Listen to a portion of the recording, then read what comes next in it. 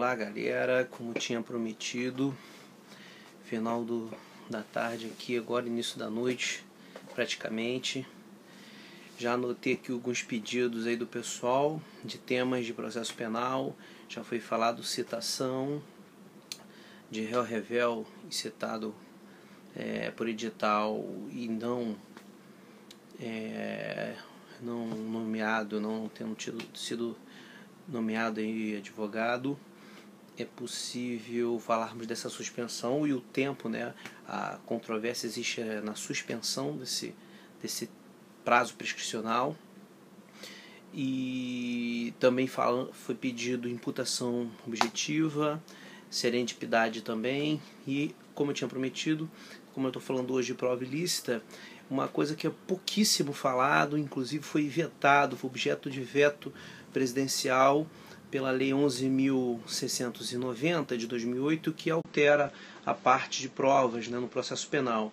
O artigo 157, que traz lá infraconstitucionalmente, num grau de infraconstitucionalidade, a prova ilícita, no seu parágrafo 4º, que foi vetado. Se você olhar o teu código, você vê que está vetado. Ele previa um incidente de descontaminação. Na verdade, não era bem um incidente, mas podia ser assim considerado um incidente de descontaminação da prova ilícita. O que seria essa descontaminação?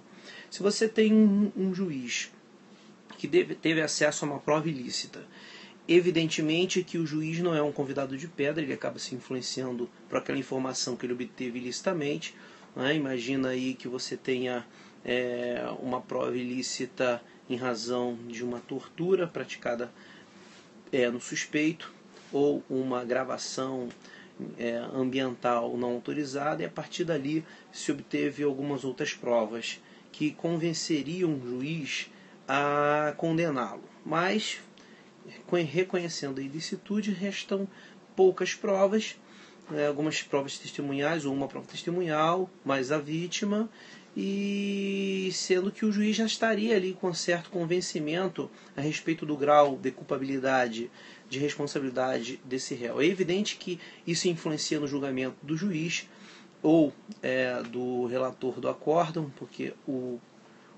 a lei previa também a descontaminação em segundo grau de jurisdição, na segunda instância, e o que aconteceria, o que estaria previsto nesse artigo é que o juiz que teve contato com a prova ilícita, mesmo tendo sido ele mesmo declarado ilícita ou declarado ilícita as provas, ele teria que ser substituído. Outro juiz teria que realizar nova instrução, outro juiz teria que assumir a análise daqueles autos.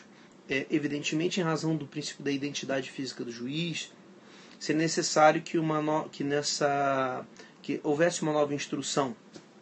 Essa nova instrução, como próprios doutrinadores alegam, a identidade física do juiz é uma dimensão constitucional do juiz natural, portanto um direito, uma garantia do réu de ter um julgamento justo, acesso a uma ordem jurídica justa, como diz Kazuo Watanabe. E esse incidente de descontaminação, quem fala isso é o Luiz Guilherme Marinoni e o Luiz Rodrigues Vambier. Por incrível que pareça, os processualistas civis falam mais disso do que os processualistas penais. Os processualistas penais se conformaram com o veto do 157, parágrafo 4º, e pouco tocam nesse assunto. Então, galera, isso seria a descontaminação da prova ilícita. É uma garantia, sim, direito fundamental. E o pior de tudo é que a justificativa do veto foi o pior possível. A alegação é de que isso comprometeria a celeridade do processo, ou seja, novamente a priorização de interesse do Estado em detrimento de garantias fundamentais. Maravilha? Obrigado aí ao pessoal que está acompanhando. Continuem colaborando com algumas dicas, continuem colaborando com relação aos temas que nós devamos abordar, e continue aí com a gente, seguindo em frente. Quanto mais temas, melhor. Um abraço, galera. Fiquem com Deus. Bons estudos.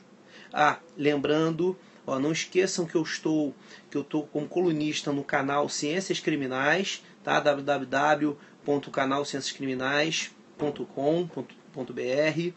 Eu estou também no Conjur, né? Uma vez por mês. Na verdade, há uma coluna chamada Academia de Polícia, no qual toda terça-feira saem artigos na Conjur, beleza?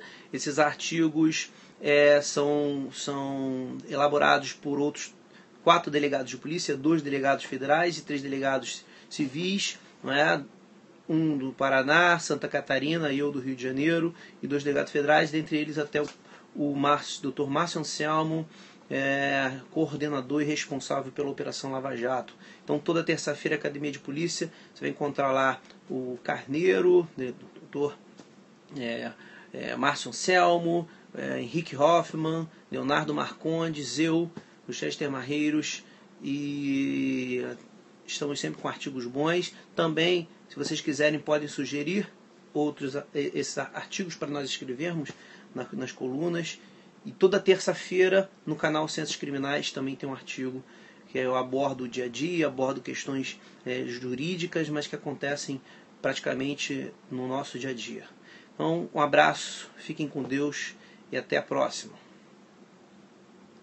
Exatamente, apareceu fugiu aqui, foi vetado. Esse parágrafo 4º, galera, foi vetado, ou seja, esse incidente de descontaminação, ele não foi positivado, né? Mas não é por falta de lei que determinadas garantias de direitos fundamentais possam existir, né? Que elas possam ser efetivadas. Canotilho já diz que as garantias individuais devem ter a sua máxima eficiência, máxima eficácia. Por isso mesmo é que o próprio juiz, o próprio judiciário, como um órgão de contenção do poder punitivo, deveria implementar isso. Nós temos tantas coisas que freiam o poder punitivo, que são criadas jurisprudencialmente, por exemplo, o próprio princípio da insignificância. O princípio da insignificância está positivado em alguma norma? Claro que não. Foi uma construção jurisprudencial à luz da teoria constitucional do delito. Isso é construção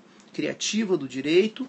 Isso não é um ativismo judicial, isso não é substituição do judiciário no poder legislativo. Isso é a atividade jurisdicional típica de contenção do poder punitivo.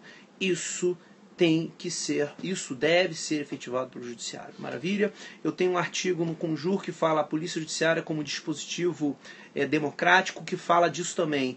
O delegado de polícia como contenção do poder punitivo. O delegado de polícia como intérprete da norma, ele deve aplicar a Constituição, e com isso, se ele estiver diante de abusos e arbitrariedades do legislativo e a desvio de poder de função do próprio executivo, ele deve aplicar a Constituição e não aplicar nenhuma norma que seja inconstitucional. Maravilha, galera? Como também já disse aqui, os tratados internacionais de direitos humanos. Então, fiquem com Deus. Fico por aqui para a coisa não ficar muito extensa, e conto com vocês. Compartilhem esse periscope. Vamos somar aí para a gente construir um sistema criminal, um sistema de justiça criminal o mais democrático possível, a começar pelos próprios delegados de polícia, que são a porta de entrada desse sistema. Palavras do próprio Luiz Roberto Barroso no Congresso dos Delegados de Polícia que aconteceu aqui no Rio de Janeiro. Fiquem com Deus. Um abraço.